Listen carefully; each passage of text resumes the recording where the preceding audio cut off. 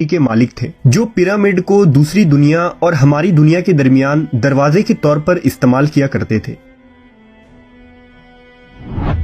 کیا قرآن مجید میں بھی ان تاریخی اہرام کے متعلق کوئی جانکاری ملتی ہے اور اسلامی علماء و مورخین کا ان اہرام کے متعلق کیا رائے ہے؟ کچھ علماء ان اہرام کا تعلق حضرت موسیٰ علیہ السلام کے دور کے فرعون یعنی رامسس ثانی سے جوڑتے ہیں۔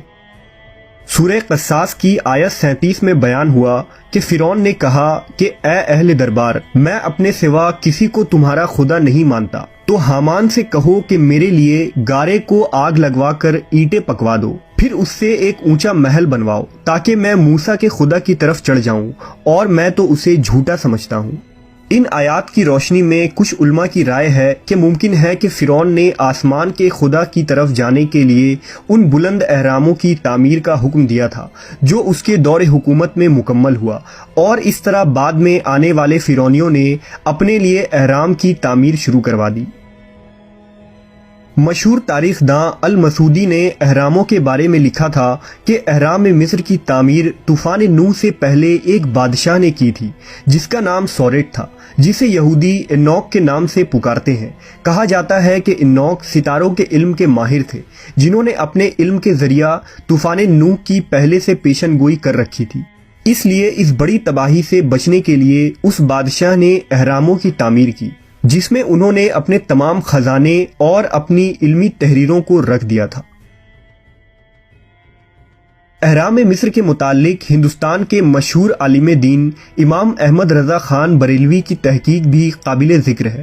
امام احمد رضا کی تصنیف الملفوظ جو 1338 عیسوی میں شائع کی گئی تھی، اس میں انہوں نے مصر کے ان اہرام کا تذکرہ کیا ہے اور لکھا ہے کہ ان اہرام کی تعمیر حضرت آدم علیہ السلام سے 14,000 برس پہلے ہوئی۔ حضرت نوح علیہ السلام کی امت پر جس وقت عذاب طوفان نازل ہوا تو زمین سے پانی ابل پڑا اور تمام اونچی اونچی عمارتیں سیلاب میں ڈوب گئیں۔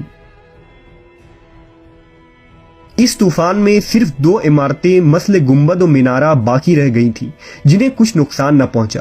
اس وقت روئے زمین پر سوائے ان 2 عمارتوں کے اور کوئی عمارت نہ بچی۔ امام احمد رضا کے مطابق ان عمارتوں میں سے ایک عمارت اہرام مصر تھا جس کی تعمیر انسانوں نے نہیں بلکہ حقیقتاً قوم جنات نے کی تھی۔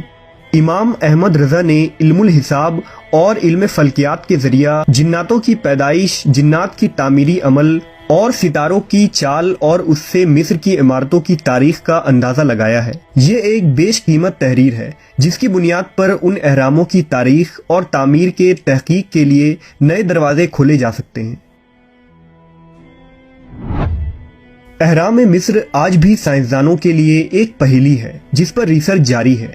ان پیرامڈز میں موجود سینکڑوں دروازے اور مقبرے ایسے ہیں جن کی دریافت اب تک باقی ہے۔ تو کیا مستقبل میں ان اہراموں سے کسی ایسی چیز کی دریافت ممکن ہے جو انسانی ذہن کو دنگ کر سکتی ہے؟ کیا یہ اہرام صرف فرعونیوں کے مقبرے ہیں یا کسی قدیم تہذیب کے ایڈوانس ٹیکنالوجی کا حصہ؟ شاید انسانی ذہن ابھی اس مقام پر نہیں پہنچا کہ ان اہراموں کے میکانزم کو سمجھ پائے، لیکن کیا ہوگا جب ان اہراموں کی سچائی ہمارے سامنے آئے گی؟ کیا انسانی عقل ان پر اسرار رازوں کو جاننے کے لیے تیار ہے؟